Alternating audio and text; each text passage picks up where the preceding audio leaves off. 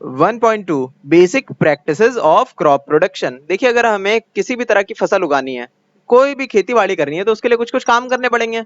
ये पूछ रहा है कि पैडी मतलब कि धान विंटर की सीजन में क्यों नहीं उगता।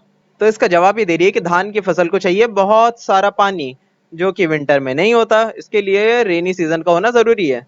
अब फसल उगाने के लिए हमें सबसे पहली चीज सॉइल को प्रिपेयर करना ही होगा, प्रिपरेशन ऑफ सॉइल। दूसरी चीज बीज बोने होंगे, मतलब सोइंग। तीसरी चीज होगी उसके अंदर खाद वगैरह डालना। अब प्लांट को भी तो खाना चाहिए ना, खाना दोगे नहीं दोगे, वरना वो जिंदा कैसे रहेगा।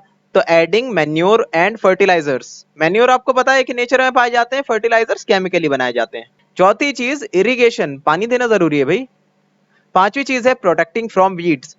आप जो चीज उगा रहे हैं उसके अलावा कोई और चीज अगर उग जाए वहां पर, तो समझ लियो आपके लिए वीड है। वो आप उगाना नहीं चाह रहे, फिर भी आपके रिसोर्सेज को वो खा रहा है, खपत कर रहा है उनकी, तो उन्हें आप उखाड़ के बाहर फेंक दीजिए। जैसे मान लीजिए घास वगैरह उग गई आपके खेत में, तो उन्हें आप अलग कर लीजिए। अब फिर है हार्वेस्टिंग, उसकी कटाई वगैरह करना, काट के घर ले आना। और लास्ट है स्टोरेज। अब अगर घर ले आएंगे या फिर कहीं भी ले आएंगे, तो उसे स्टोरेज उसकी सही होनी चाहिए, ऐसी जगह पे होना चाहिए जहाँ पे वहां पे कीड़े वगैरह ना लगे, ज्यादा नमी ना हो, है ना, जगह ठीक होनी चाहिए। और यही सारे काम अगर आपने ठीक से किए, तो आप बन गए किसान। 1.3 प्रिपरेशन ऑफ सॉइल। सॉइल को तैयार क्यों करते हैं हम, जाहिर सी बात है। देखिए, पेड़ या फिर किसी भी प्लांट के जो जड़ें हैं, उन्हें भी ब्रीथ करने की जरूरत होती है, उन्हें भी चाहिए होती है थोड़ी सी ऑक्सीजन, थोड़ा सा पानी और अलग अलग तरह के न्यूट्रिएंट्स। वो सब मिलने के लिए जमीन का थोड़ा ढीला होना जरूरी है।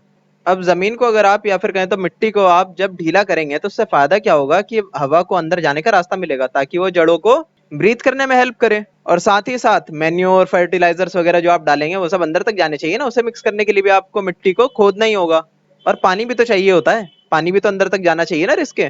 साथ ही साथ अर्थवर्म्स के लिए फायदेमंद होते हैं ये हवा का पास होना मिट्टी के अंदर से, उसके लिए फायदेमंद है। और अंदर जो माइक्रो ऑर्गेनिजम्स रहते हैं बहुत सारे तरह के, उनके लिए भी फायदेमंद है। उससे क्या फायदा होगा कि कोई भी चीज को सड़ा देते हैं, वो सड़ा देते हैं तो क्या होता है, वो सभी तो खाना बनता है प्लांट्स का, सड़ने के बाद वो बन जाता है मैन्योर। जमीन पे हल चलाने से उसके अंदर जो इतनी सारी मैन्योर होगी पहले से, नेचुरल चीजें सड़ी गली होंगी, वो सब मिक्स होने में भी हेल्प होने वाली है। और अक्सर क्या देखा गया है कि जो मैन्योर होता है ना अच्छी क्वालिटी का, जो सड़ी गली चीजें होती हैं, वो जमीन के थोड़ी नीचे दबी हुई होती हैं। तो जब आप खोदते हैं जमीन को, तो नीचे के न्यूट्रिएंट्स बाहर आते हैं, ऊपर की तरफ आते हैं, ऊपर की सतह पे, जहाँ पे रियल में प्लांट उगने वाला होता है शुरू में। तो उसमें फायदा हो जाता है प्लांट्स का। जमीन पे हल चलाने को हम टाइलिंग या प्लोइंग कह देते हैं। और इसके लिए इस्तेमाल करते हैं हम प्लो का। प्लो तो बहुत तरह के होते हैं। देखिए, ये एक प्लो है जो कि मिट्टी को खोदता है। ये देखिए बहुत सारे इसके जो है हिस्से खोदने में काम आते हैं मिट्टी को। ये देखिए जानवरों से बांध के खींच रहे हैं प्लो को। और ये देखिए एक और तरह का प्लो है छोटा सा। और ये देखिए ट्रैक्टर में लगा के बहुत सारे प्लो को एक साथ खींच रहे हैं, है ना। प्लोइंग करने से पहले मिट्टी पे थोड़ा पानी डालना ना भूलें, प्लोइंग आसान हो जाएगी। और प्लोइंग करते वक्त आप कभी कभार बड़े बड़े मिट्टी के ढेले भी देखेंगे, जिसे हम बोलते हैं क्रम्ब्स। उन्हें तोड़ना जरूरी है, मेन काम वही है। उन्हें तोड़ोगे तभी तो अच्छे से मिट्टी बुरबुरी हो पाएगी, मिक्स हो पाएगी अच्छे से, है ना। और इसके बाद आपको जरूरत पड़ेगी एक लेवलर की, ताकि उस जमीन का लेवल बरकरार कर सकें। क्योंकि आपने पहले इतना खोद दिया होगा, उसमें अगर आप जो है उगाएंगे कोई चीज, वो टेढ़ी मेढ़ी उगेगी। तो उसे लेवल में लाइए, जरा सीधा कर दीजिए जमीन को। ये रहा लेवलर। देख रहे हैं, इसके अंदर कोई नोकीली चीज नहीं है, बस ये जमीन को सपाट करने में लगे हुए हैं। अब आप सोचेंगे कि अभी तो खोदी थी, अब उसे वापस दबा दें।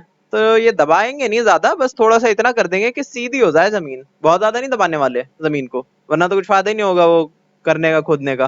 प्लोइंग करने से पहले कुछ लोग जो है मैन्योर छिड़क देते हैं अपने खेत में, ताकि जब करें ना प्लोइंग, तो साथ ही साथ मैन्योर भी मिक्स होता रहे जमीन के अंदर। एग्रीकल्चरल इम्प्लीमेंटेशंस में ये उन्हीं औजारों के बारे में बता रहे हैं जो हम पढ़ चुके। ये देखिए जानवरों के सहारे एक प्लो को खींचा जा रहा है, जिसके नीचे वाले हिस्से को, जो कि मेटल का बना होता है, इसको हम बोलते हैं प्लोशेयर। और ये जो डंडी है, इसको हम बोल देते हैं प्लोशाफ्ट। पहले ये पूरा का पूरा प्लो लकड़ी से बनाया जाता था, अब जो है मेटल का इस्तेमाल होने लग गया है। एक और औजार होता है हो करके, जिसे फावड़ा भी बोलते हैं। ये एक बिल्कुल सिंपल सी चीज है, डंडा और ये एक ब्लेड लगा हुआ है। ठीक है, इस ब्लेड से हम करते क्या है, मारते हैं मिट्टी के अंदर, और जो भी एक्स्ट्रा में कोई चीज उग गई होती है ना, जिसे वीड्स बोलते हैं, अनवांटेड प्लांट्स, उनको निकाल के बाहर फेंक देते हैं खेत के। ये रहा हो, जिसके अलग अलग पार्ट्स के बारे में दे रखा है यहाँ पे, जिसे पढ़ने का कोई फायदा नहीं। आगे है कल्टीवेटर, जो कि कुछ नहीं है, बस प्लो को ट्रैक्टर के अंदर अगर लगा के खींचा जाता है, तो वो कल्टीवेटर कहलाता है। कल्टीवेटर नाम आया है कल्टीवेट से, जिसका मतलब होता है फसल तैयार करना, या फिर किसी भी चीज को तैयार जब हम करते हैं ना, उसका पालन पोषण करते हैं, तो कह देते हैं कि कल्टीवेट किया।